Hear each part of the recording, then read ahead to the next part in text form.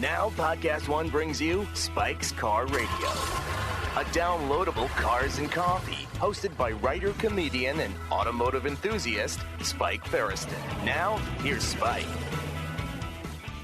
So, this morning, a guy from Sweden, Zuckerman. I don't usually, unless I ask for questions, I don't usually answer questions. I'm sure you get a lot of questions on Instagram. We try.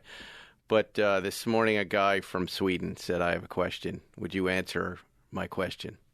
I said, sure, why not? He's in Sweden. I felt bad for him. I thought we'd start the show off, Spike's Car Radio, answering a question for the guy in Sweden. You want to know his name, Zuckerman? His name is Benjamin Datmo. Doesn't sound Swedish to me. He says, and I'm sure it's not even the greatest question. He just needs some help. Porsche 964, saving up to what would be my first Porsche, and the one I would hope to own for many years to come. I live in Sweden, where it gets snowy and icy 4 or 5 months per year.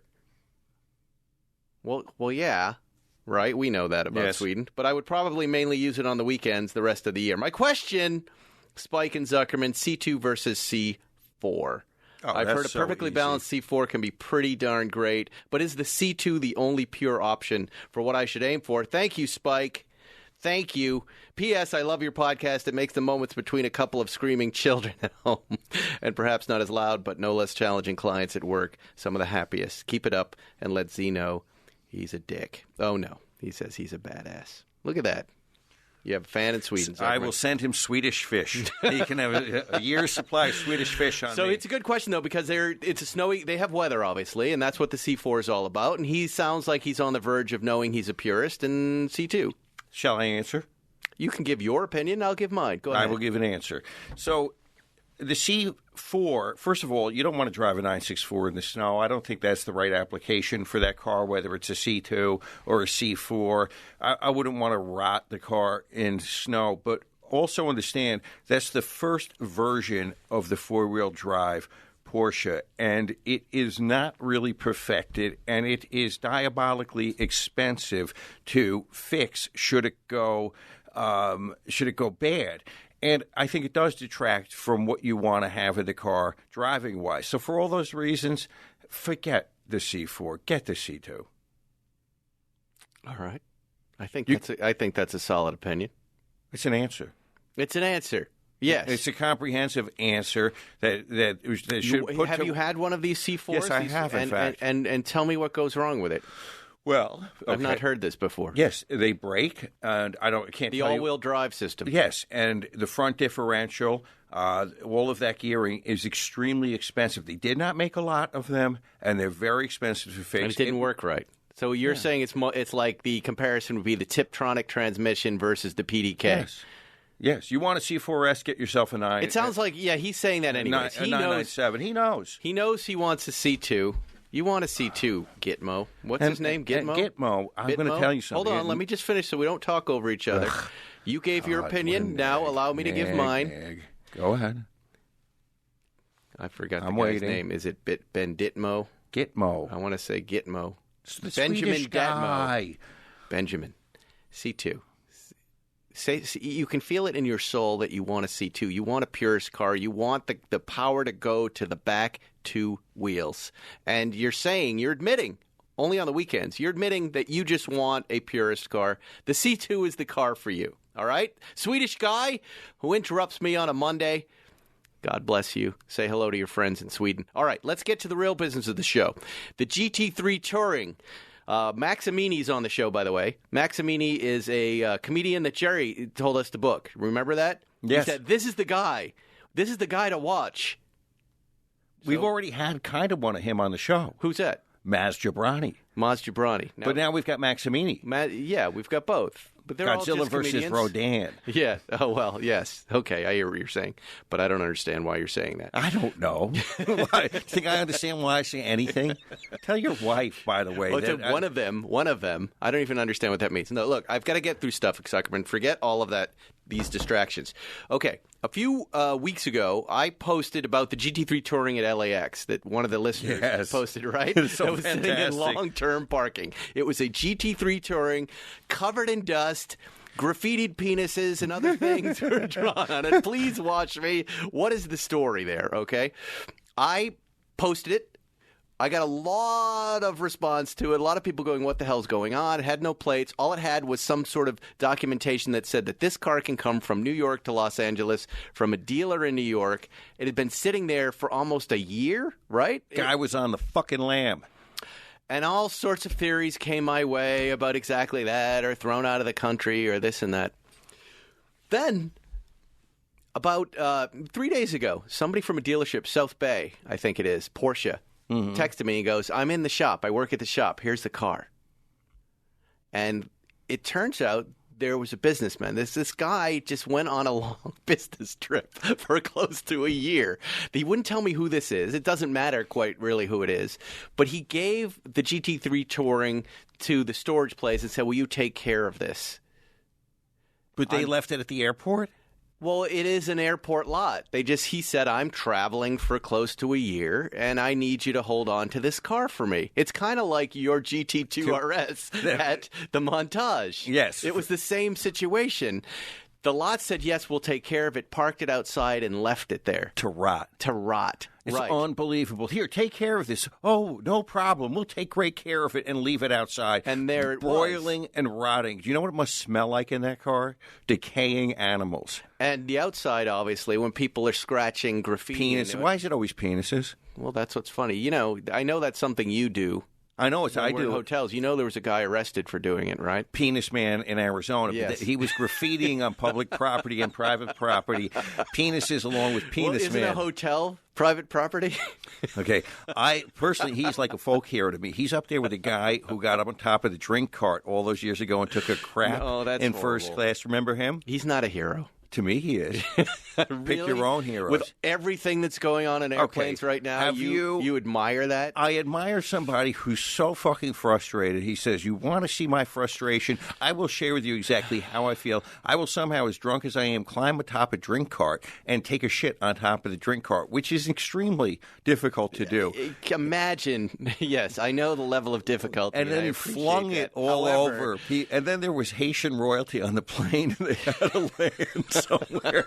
And I say, in all ways, this What do you mean? That's a weird detail that only you would remember. There was Haitian royalty on that plane? Or the diplomats, so they couldn't, just land anywhere. Actually, they couldn't land anywhere because they had the diplomats, so they had to go all the way to New York and in the stench of this guy. It was 25 years ago. I understand. But it was Ambien, it was alcohol. He doesn't remember anything about what. And by the way, this is happening now every day on planes. But I think we should do a Where Are They Now with people like this. That would be fantastic. These big old stories from 25 years ago, we catch up with them and see how they're doing. This is a great idea. Yeah. Then we imagine the reenactments. I'm very happy. It's like McMillions. Now, is your wife going to be mad that we're talking about this? I like You're that. not going to be able to get over that comment, are you? But she's not the only one who says this about you, Zuckerman. I will tell you, there's a lot of feedback there's dads who are like, I like to listen to this. But I'm crass. I understand. It's the same way with Howard Stern, with my relationship with Howard Stern. I like to listen to that show, and I put it on occasionally with my kids. And then what I do, and what you can do at home, is when there's a part that you don't want your kids to listen to, you turn it down, and then you turn it back up. That's all. Because we're not going to change. The audience should comment. Would they like to have a sanitized Zuckerman, a G-rated Zuckerman? You're going to get a sampling of 10 guys saying, yes, keep Zuckerman. And it's a very small part of the audience. It's a loaded.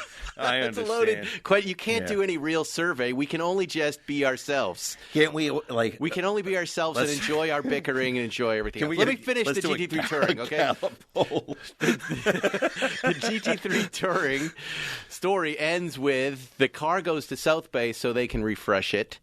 Goof. And that's where it ends. And now it's back in the hands of the owner. I think the lot has been shamed. The owner feels better that his car is okay. And here we are. I want that owner to know that if there is something to the story about the mistreatment of the car, that you paid for long-term storage, True. That would be a kind of case. Not that I'm really trying to solicit, but I'd love to give you some legal advice on this because I just think it's horrendous that this is what happens. In fact, a friend of mine gave his car to the valet yesterday. I don't really want to say who or what car, but he at a very prestigious establishment. It wasn't the 992. No, it wasn't my car. It's not our car. It's nothing like that. But he gave it to them. They left it out on the street, and a truck came by and smashed it. Smashed it. Oh, was this a Porsche? No, but it was a great car. It was a nice car. It was a really like an enthusiast car. An old car? It was an enthusiast car that people really knew this car and loved this car. And he was there in the restaurant, and somebody came. They didn't even tell him first. They asked for his dining companion to come outside. Well, wait. Can you at least tell us if this was a vintage car? It was vintagey. It's a highly sought after 1 year only 90s production or 80s car. No, it's later than that. It's in the 2000s, but it was very, very rare. It's a very rare car. Okay, well, I don't know who this is, but why did they valet it? Why did you valet a very rare car? I valet my rare cars. I know. It wasn't why. Okay, because this is the risk. This is why I don't valet. By the way, in this neighborhood, there's nowhere else to park. There's I understand nowhere that. else to park. I'm just saying. But there are a lot of us listening right now going, I never valet hold on, super rare cars. And that happens. Yes. Because of this story. And that's an opinion that you should have and maybe an action you should take. He gave it to them. They were supposed to put it into their secure lot. But because of the Oscars and all the hoo-ha, they didn't have room. So instead of saying we don't have room, they did like these other people at the long-term lot at LAX. They put it out on the street, Sunset Boulevard. Yeah. And then a smash show. I mean, it's a horrible story, but that guy has some ownership over the thing that happened. He valeted it. Period. End of stop, dude. Come on. Wake up. I disagree with you. That's the whole point. You valet it, so you're not leaving. When in the I street. hand the keys to a valet, I know if something gets smashed, this is pretty much my fault. Too. Oh, I don't agree. And the court it's of law so many wouldn't times agree. To us. Well, I know that. I know they're culpable, and you can help him get his money back. But he can't exactly say this isn't entirely not Their my whole fault. fucking job is to take care of your car, just like the guys at the airport. They failed in their core responsibility. The reality is these guys ruin our cars all the time. Yeah, you're right, because nobody puts their hand up in the second grade and says, I want to be a valet parker. Right. No, there are lots of good guys. There are guys that we trust. There are guys we know at Chiccone's who take excellent care of the car. But if you don't know the people you're handing the car over to, this type of stuff happens. Do you think valet guys fart in the car? No. I saw a guy though, Zuckerman. I'll tell you a guy in our 992. I didn't want to tell you this story. I valeted the 992 at what is that place that we have sushi at? Not Sushi Roku, the other one. Katsuya Sugarfish in Brentwood. Okay. Right? We take the 992 to get an early dinner there. I hand the keys to the valet. I go inside. I forget something in the car, but I come out in time to see the valet back up at about 70 miles an hour up San Vicente, a whole block towards the Whole Foods. I didn't know it was our 992.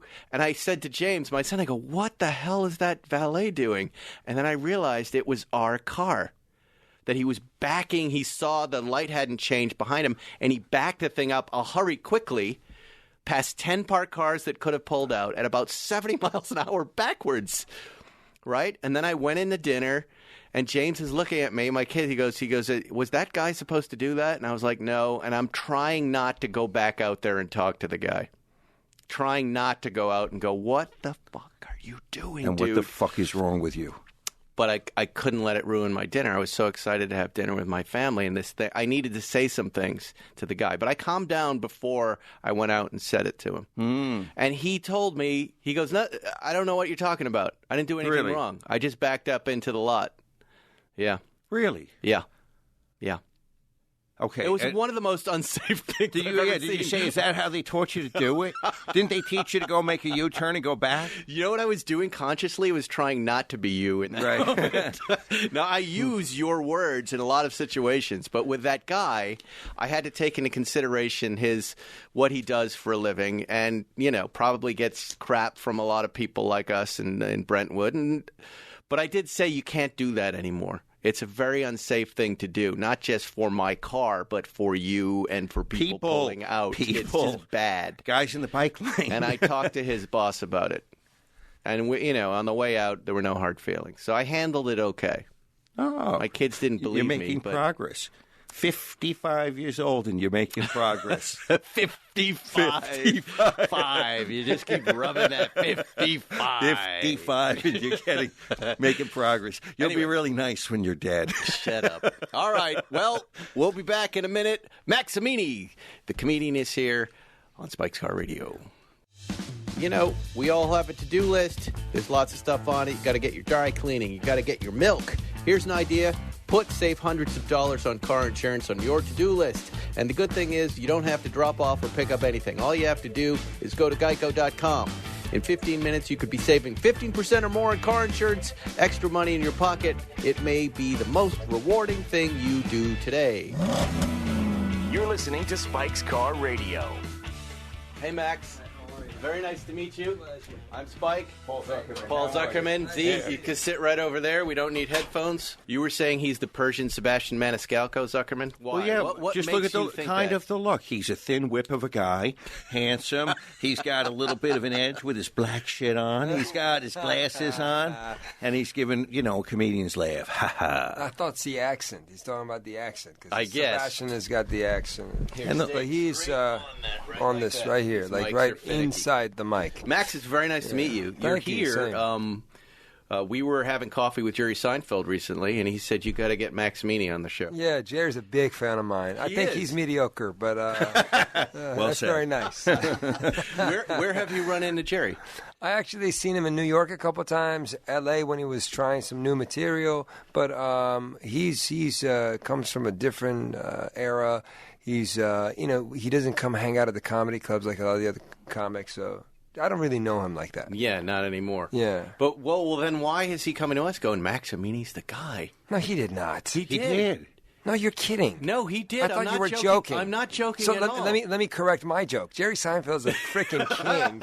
Yeah. And for him to Not from a tell you different guys era. to bring Joking me, right there. yes. We were having coffee with Jerry 2 weeks ago on the porch, and he was talking about this next generation of comedians. And he goes, you know who you have to have on? I'm not joking. He said you. You know why? That's Because what I'm probably he asked Netflix, why don't we have Max Amini for coffee in cars? And they said, no way we're going to bring him on Netflix. He's like, okay, let me tell him what podcast. Podcast one, take Max Amini. No, that's not pretty it. cool, man. He said that he saw your act. He said that you have a giant following, that you're booking theaters all over the place, and he so just sweet. thought your stand-up was up there with the best. That is so sweet, man. He must have seen me somewhere, or I don't know how it happened, but that's shocking to me. And It's your lucky I day, thought it Max. was- I mean, if you're messing with me, fuck you from the bottom of my heart. I am not. And Why if would you're I- not, that is freaking cool. I'm man. not. Why would I? I'm going going to share the hell out of this podcast. yes. You absolutely should. You absolutely should. But I'm not lying. That's I'm not lying. really, really cool. I know that you were doing, Elizabeth, you'll correct me if I'm wrong, but Max was pitched to us 6 months ago, and we had you booked, and then you had to cancel, or something went on because of his schedule, right? Yeah, I'm on the scheduling. road a lot. That's Yeah. the only It problem. was just like you came and went, and I remembered it. And when Jerry brought it up, I said, "Yeah, I think he was supposed to be on." And then we had booking reach out again, and now here you how are. sweet. So That's congratulations! really, really cool. You guys are terrific. All right, well that's it. No, get out of here. No, I'm joking. So for those who don't know Max Amini, Maz Jobrani. Talk to Jerry Seinfeld. Talk to Jerry Seinfeld. Maz Jobrani, gosh, we've been friends for about 16 years now. No Really? way. So Yeah, back in yeah. college or pre-college? I was in college, and Maz had been doing stand-up about 4 or 5 years ahead of me. I had just gotten into stand-up comedy. He was he's such a terrific soul. He's such a good guy. So another comedian, Brett Ernst, Italian comic, great comedian. We were all young comics in the game at the time, and he goes, "Hey man, there's another Persian guy you got to meet." And takes me to this back room, and they were doing a little sketch comedy type of thing. And Maz and I met and been friends since. Play the same circuit, both Persian, so everybody, compares us and blah blah. But yeah, blah. you see, you're very different. You're very different. Zuckerman did right in the beginning of the show. Yeah, absolutely. But if comics are not different, they're not real comics. Right. If you're the same as someone else, then it doesn't make any sense. You haven't figured out your voice. But Maz is a terrific guy. He's great. That's right? what I like about him. Forget about comedy. Forget about the business. Just a terrific guy.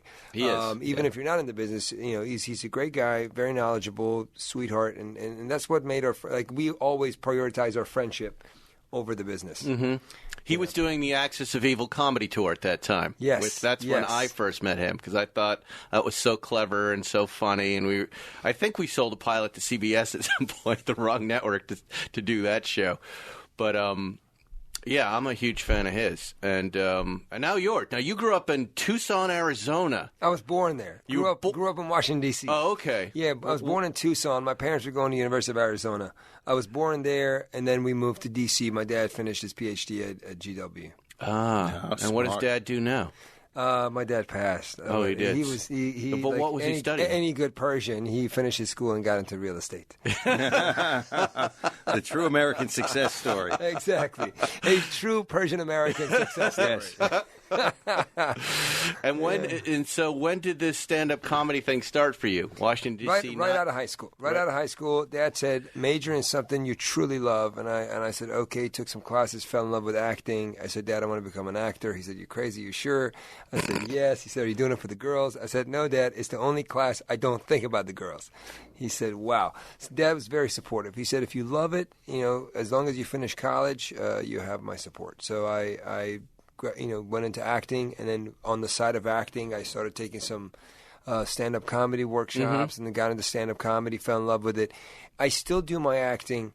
I just finished directing a movie. I'm heavily involved in production side of things since I went to UCLA Film School, blah, blah, blah. Wow. But my stand-up kind of took over and overshadowed Right. And it's a blessing either way. But I don't know if the listeners know, but to get into UCLA Film School, that is a really hard position to enter into. That means you really had talent and possibility. And what do they get? Thousands of applicants, and they take in some 100. Yeah. Even harder for a kid who hardly ever studied. Right. I was not a good student in high school. And then what made me really want to go into the best school was because my dad's blessing. When he said, I love for you. It's a big deal for a Persian parent. To approve of that. Yeah.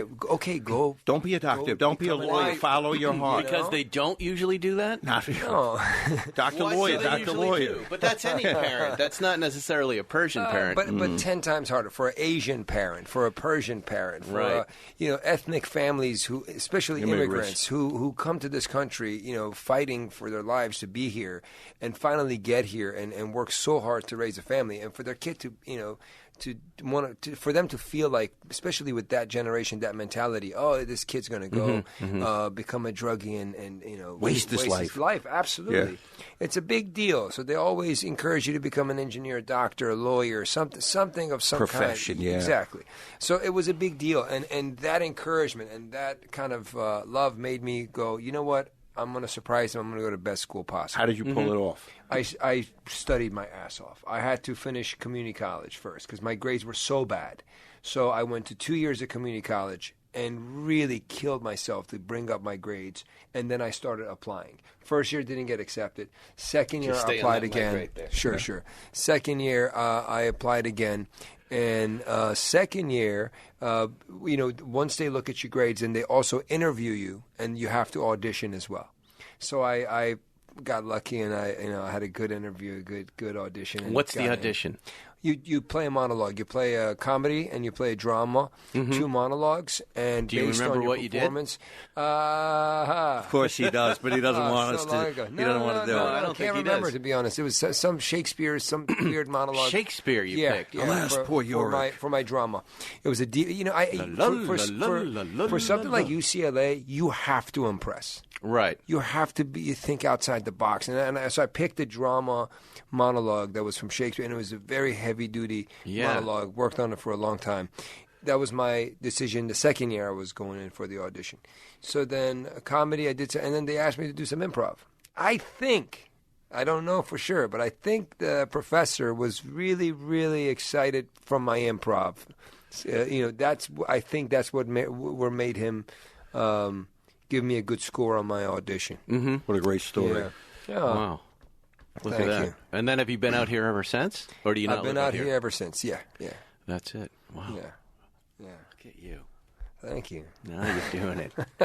I'm impressed. This guy is great. You like all of these stories. Of course, because look at College. what he did. It's, 0 to hero, right? No, I really think this story, the best part of it is for parents to allow kids to follow their dreams. Really, every day, no matter what background you're from, the parents really make their kids' lives so difficult by thinking they own these people. And they control their destiny, which is not true. You can't control anybody's destiny.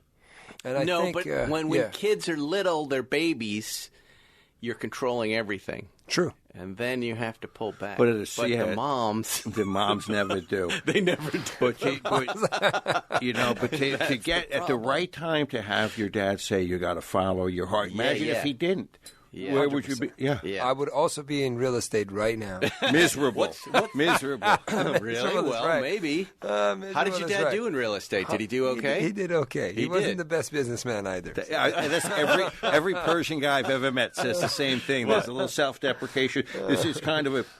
You don't want to jinx it and say he did well. You don't want to bring down the economy. So you say he did okay. He could have done better. You've been living in Beverly Hills too long. And I'm Jewish, so I know the whole story, right? I'm imbued with it. So Zuckerman lives. What you don't know about him is he has his own personal injury law firm, right? Oh my God! I know.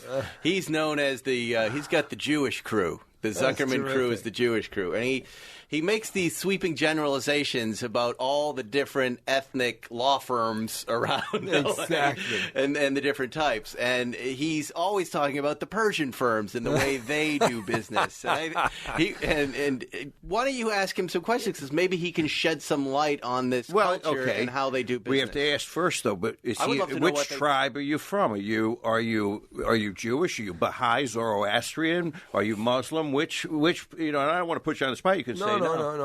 I cover all of them. You cover all of them. Grew up in L.A. Obviously, grew up in the Jewish community. I know the Muslim background fantastically. Baha'is. I have a lot of great Baha'i friends. Went to the temple many times to do open mics and spent a lot of time. So I think the most beautiful thing about Persian culture is the religion comes secondary. Right. All Persians first identify to one another as the race, as they're Iranians. Mm-hmm. And then secondly, they go, this is my religious background and whatnot. But they really, for many years, lived in peace and harmony in Iran without ever being affected by what they believe in.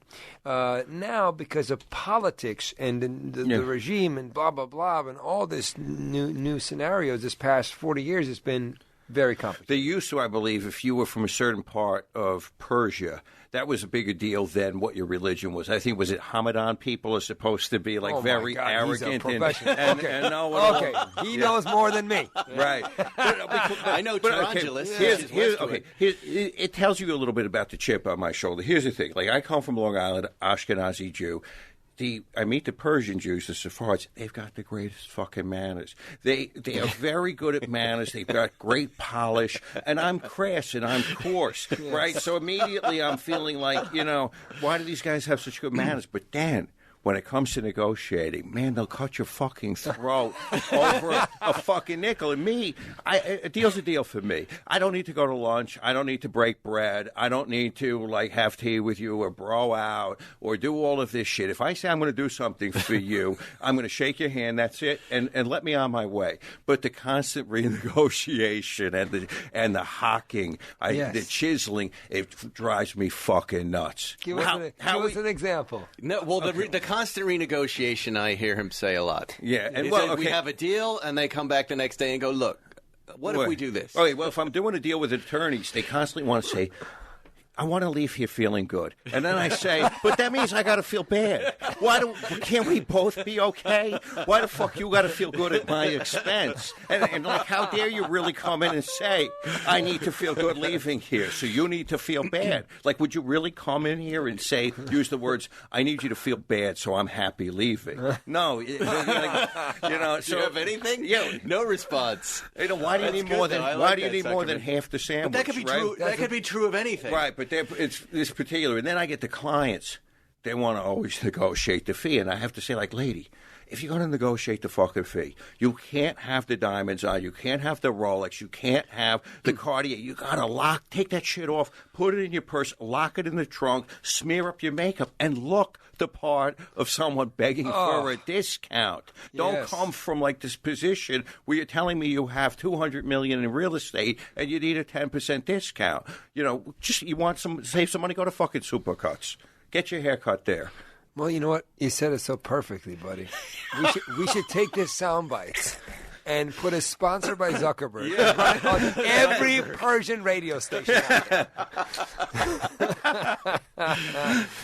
Take off your He's diamonds. got these opinions about everybody.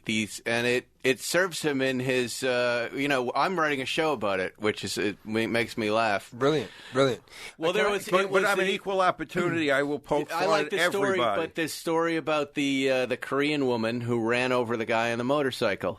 You remember that? Tell me again. You were taking her deposition, and you were sitting across from the table, and she had her lawyer there, and you said she was on the 10. Yes. So before you went into the lane, did you signal? She goes, I don't remember.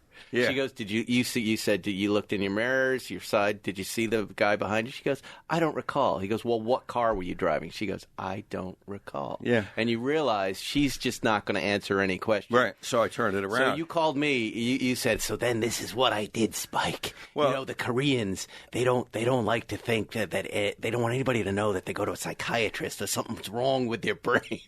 Right? Yeah. It's a stigma. It's not Jewish. You want to have a Jew wants to have 7 shrinks. A Korean doesn't want to ever have anything. This is what he says to me on the phone. When I go, that is, I don't even know if it's racist. I don't know what it is, but it can't be true. It's a sweeping generalization. He goes, yeah, well, listen to this. So I turned off of her to her lawyer, and I said to him, I go, hey, what's wrong with your client? And he goes, excuse me? And he goes, does she got something wrong with her brain? Does she got rocks in her head? And he goes, excuse me?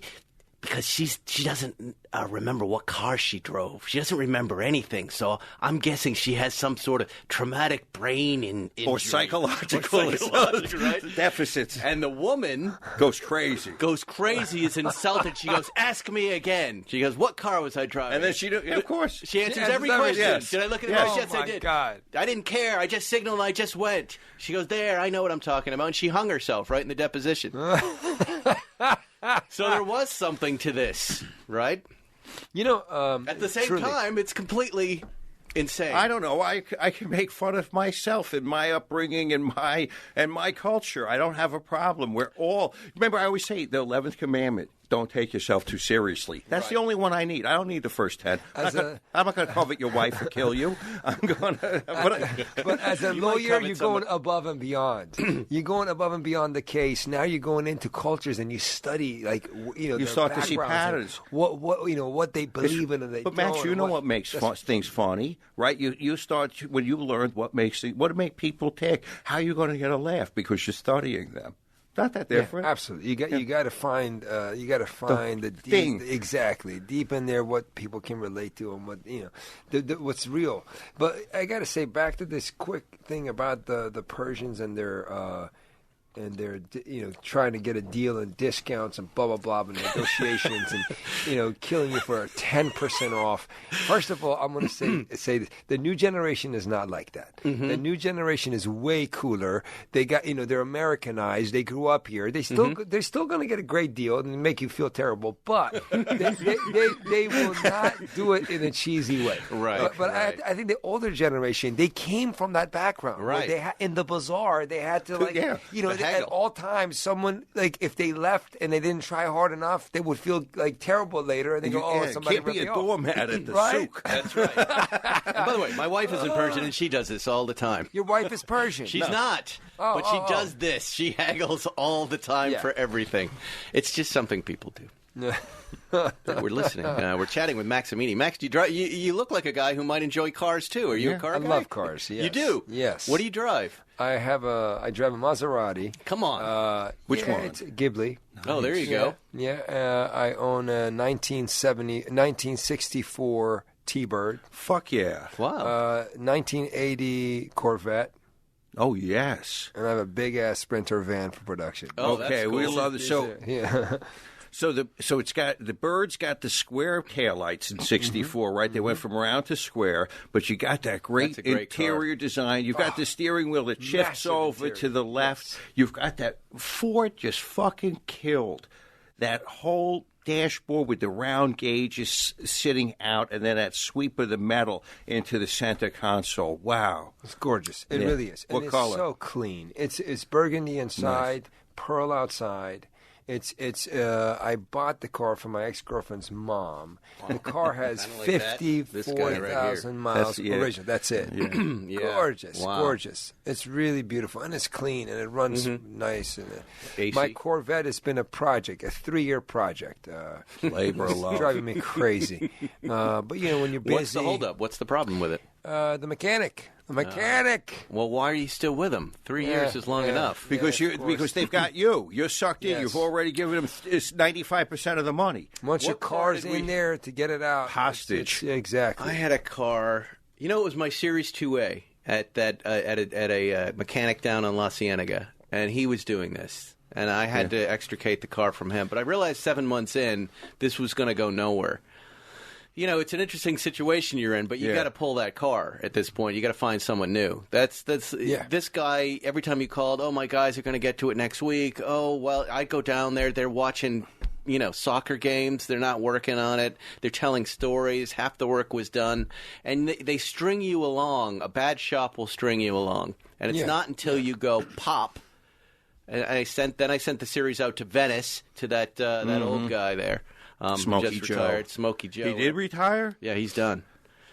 He's divorcing his wife, made me pay him in cash all the time so the wife doesn't find out. And he was like 100 years old and smoked unfiltered cigarettes. Like, where do you think you're I going, used to dude? repair Letterman stuff back in the day. Genius guy. But he got that Series 2 fixed in 5 days as opposed to the 5 months of the shop where it had been sitting because those Good right, guys, too. they're falling apart, right? What color is the Vet? It's a matte black. Nice. Yeah, it's dro- gorgeous. I drove a '79 Vet cross country in 1982. It was fantastic. Really? That long, a girl at USC needed back on Long Island, Italian girl, and so I drove that thing with that long front end board, and I feel good in that car. There are a few cars I've always been obsessed about. Right. Corvette's one of them. So growing up, I was in the car business for a long time.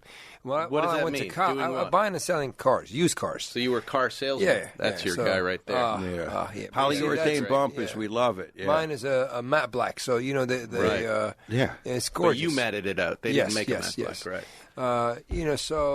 While when I was younger, I couldn't afford a lot of these things, and so when I got older, a couple of things that it was always part of my We've got the fantasies. same I'm thing. like, you know First what? nickel. Yeah, and I still got a good deal. I bargained for that extra 10%. So wait, Got a when you good sold deal. cars, what did that look like?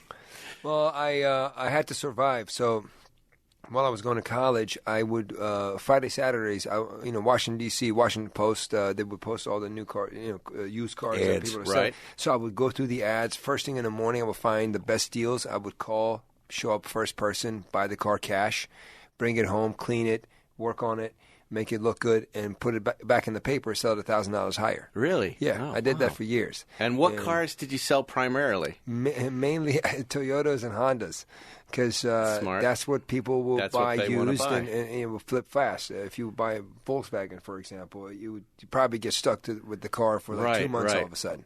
But Toyota Camry, Corollas, Hondas, they sold so easy, so fast. So I learned how to work on cars, fix them up. and I made a living doing that. Did you ever get any surprises? Any bad cars where you went, "Oh man, now I'm screwed on this"? You one? always, but you can part them out, right? Yeah, but because I really didn't have the margin to make any mistakes. Right. I would really, really check out the car. So it happened rarely. And if it did, it wasn't anything major. It was something I had $400 or $500, and my profit would be less. Got it. Did you ever find good shit in the car? Dope. Dope. Dope and money? No, I have a car dealer who finds that the stuff. drug dealers I bought cars from, they were very, very stingy. They cleaned it up really nicely. Bastards. Mints.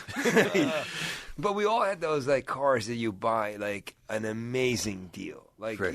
I had a couple of greats. Like I remember there was this, there was a Chevy, and I wasn't into American cars, but somebody called me and said, "Look, there's this Chevy downtown D.C." And this old couple owned this car. It's in the back of their lot, and they don't even want to post it. They're so old. Can you go take a look at it? I go look at this car. It was on, like, all these leaves are on it. I check out the car. I jump started. The car was in terrific shape. It was such a beautiful car. It was just very dirty, and that was it. So I made an offer to the guy. He goes, "Yeah, I just want somebody to take it." Are you kidding me? Somebody to take it? I said, "I will take it right now." and they're like, "Okay, get it out of here." And that was it. And that was it. And I think I sold the car for like $6,000 or something. Wow. And I just took the car out of there. See, these are the little victories when we're younger. That we remember. He could be playing in theaters in front of hundreds of thousands, tens of thousands of people, but the time the old fucker gave him the Chevy, that's sweetness. That's milk and honey. $6,003. Oh my God! There was another. I bought a Celica convertible red, and there was some sort. The paint looked like the paint was was destroyed. But when I was there, I scratched, and I'm like, wait a minute. If I buff it, this whole thing will come out. And the guy kept going, "Yeah, man, the paint is going to destroy it. It needs a whole paint job." I'm looking at this guy. I'm like, okay, well, I'll buy it. And I don't want a 10% off. I'll buy it just like this, same price. Buy the car, take it home, buff the whole thing out. The car looks so clean. So beautiful, you couldn't believe it. It was like a rind, a white rind that preserved the paint. These were like the massive, This is what he's still celebrating. feelings. You're not a watch guy, though. It's treasure hunting. No, I used to, not anymore. Why? What was that all about? First of all, if you want to get in a watch game, you got to spend a lot of money. Yeah. Once you get in that game to be able to keep because up. Now there's the mediocre watches cost $50,000. Mediocre. Mm-hmm. You know what I'm saying? It's okay for now. But also there was a time I really enjoyed it. Now it bothers me. It really bothers me. Is that your microphone I used hand? to take it off every time before I go on stage. And I just feel it on my wrist when I'm on stage. You don't want it on stage. No. It sends the wrong message to the audience, right? Yeah. I don't like seeing, I don't even like seeing Seacrest with his Daytonas on the morning show. It's just not the right, it takes away from your connection with the audience. Yeah. Tell me more. Well, that's it. It's that simple. You know how But the audience communicating doesn't with want. The audience doesn't want to think you're marking time up there, right? It's actually No. It's really, not. I like it's not your that. philosophy. Like Jerry has one. He's got the Breitling he wears, But he keeps it that quiet. But there are a bunch of comedians who have a modest watch, but that they can also glance at without letting the audience know they just saw the time, how deep they are into their act. He's talking about a different class of watch. When you're up there, I don't know, there's just something too rich guy about that. It's like the Rolls Royce. You get in it. It's just because the reason I said tell me more. Comedy is not about being flashy. Comedy is not about the shirt you're wearing. Comedy is about the message you're sending out, about what you're talking about. Yes. And if anything's going to take away from that, then it's distracting. Right. If your act is about being flashy, if your act is about being somebody who's that guy, then okay. Then it's supporting your act. But anything that's not supporting your act, I try to dress simple.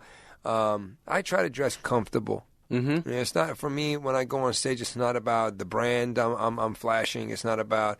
I like to wear something that really resonates me, and it's not distracting.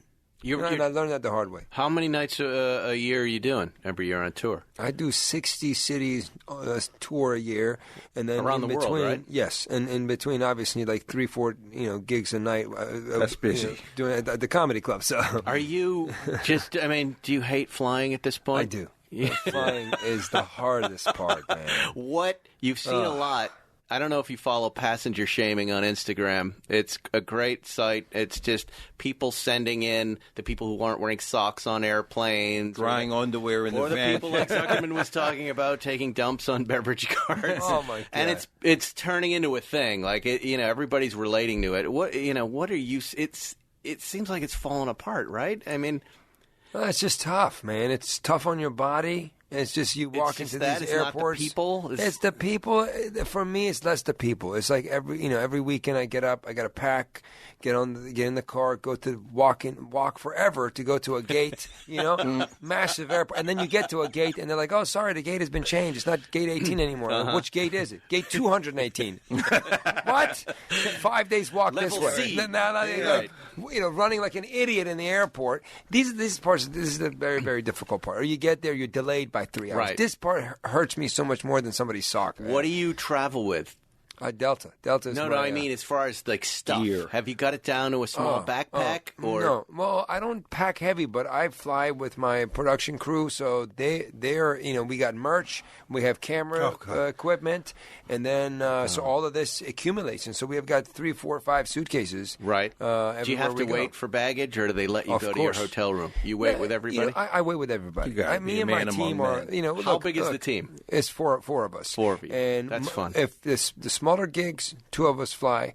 Bigger gigs, 3 of us fly. So you always have somebody with you, which makes it a lot easier. Always. That's nice. It's impossible. At some point of my career, I realized I was trying to save money. I was trying to do this, and at some point, you graduate one level, you go to the next level, and you have to accommodate. Right. So the production guys I have, they're terrific. They're really great. So I enjoy having them on the road. I love my team. I fly with them. We spend time together. I think that's So they're setting up the theater for you. Yeah. They're making sure the stool is 10 minutes there. before I go on.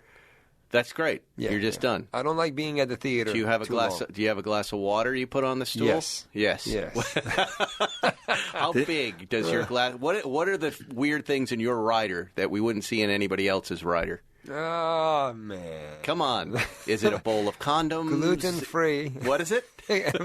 Gluten-free. I'm gluten-free. You're gluten-free? And I'm Okay. dairy-free. Okay. So most of the times, my company produces my tours. So most of the times, we don't have a writer that goes up. But once in a while, when I work with promoters, I try. And I told my manager, I really don't like to be that guy when they see my writer. They go, Yeah. I don't do that. So the only thing is, if there's any snacks in there, if it could be gluten free or dairy free, and I put preference like chips, like these are easy stuff for them to grab. Right. Chips and some coffee or some tea. So I make it easy. I don't want to be the guy. I don't believe in that, and I want to be the guy who get what he needs. Yeah. And it's not putting too much pressure on it. What about a treat after? Do you like a peanut M&M? Do No, you have anything nothing. you like to do Some after people a are like, they don't want the color blue in their M&M. Right. Yeah?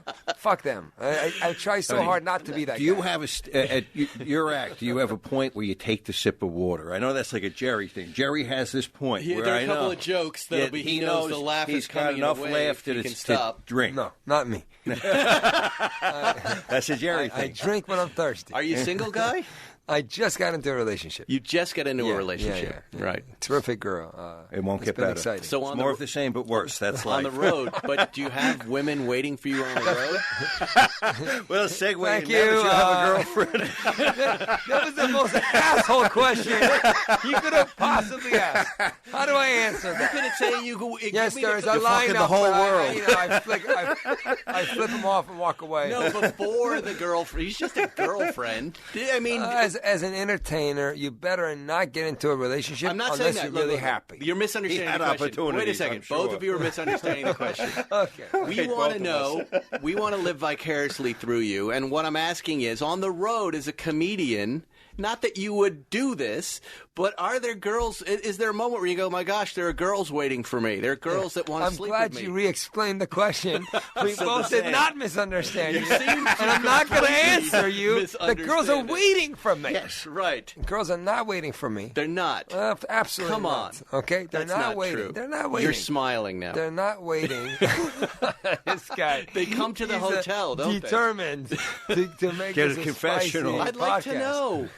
Someday I may want to Okay, go into Ferris, something. I think when you anybody's become on a rock stage, star, no, but I think anybody on stage is getting attention, blah blah. Blah. Right, but I'm right. telling you, I also think it's your behavior. Like if you want to attract true. it or you don't. And Right. I'm not the kind of guy. If somebody even sends me a DM like is being nice, like hey, I want to hang out with you or something. The ones I usually don't respond, or if I ever respond to something really nice. Where did you meet this girl?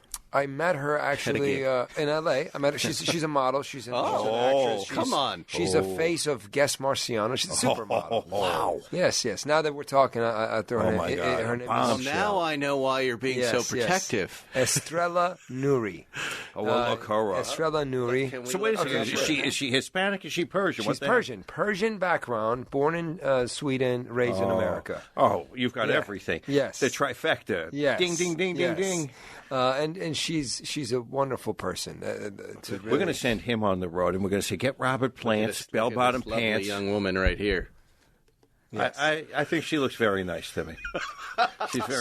So now, do you still want? So do you still want to ask that question He again? edited the first two things and popped into his head, and I know they were dirty and horrible. No, anyway, she's okay, very sweet. Look at to how me, attractive Max she is. Amini What a commands- beautiful girl. Max Amini commands dude. a lot of Did you respect. ever think? Well, I didn't. First of all, she's so classy. She's a really wonderful person. Well, here she is with Oprah Winfrey. Look at that. She was on Oprah's TV show. You did feel like you're 6 playing above your episodes. game with this gal? Yeah, absolutely. She's way above my game. Yes. Congratulations. Have you ever met Oprah Winfrey? No. You are playing above your game, Max. Thank you. Well, this is great. What a life you have, friend. Look Yeah. at that. Isn't this amazing, Zuckerman? This guy?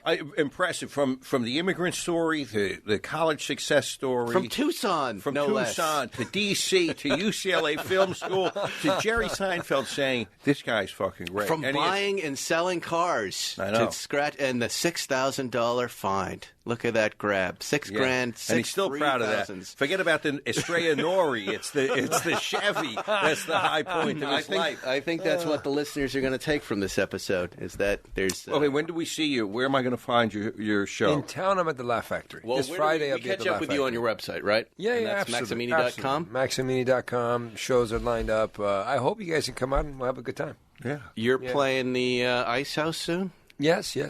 Maybe that's... Yeah. Ferrison, let's go see this gentleman. Anytime. I like him. That Yeah. will be my pleasure. All right. That was Absolutely. Max Amini, ladies and gentlemen. Zuckerman, you have anything to say before we go? Anything you'd like to add about the Korean Does she people? have a sister? Is there like a Marisol Nori? Doesn't have a sister. Yes. And I'm happy to introduce you to her mom. Fantastic. But whatever happens is on you. No, but you guys were terrific, man. Thank you Hey, for the thank you. wonderful, easy, great chat. Had a great time. Thank you for coming on. That's all we have for you folks. We'll see you next week on Spike's Car Radio. Thanks for listening to Spike's Car Radio. Download new episodes every Wednesday on the Podcast One app or subscribe now at Apple Podcasts or PodcastOne.com. When Cynthia came to TurboTax, she had just launched her new side gig, a true crime podcast. I'm a first-rate detective with a golden voice. As her TurboTax expert, I made her second income count by guaranteeing 100% accurate filing and her maximum refund.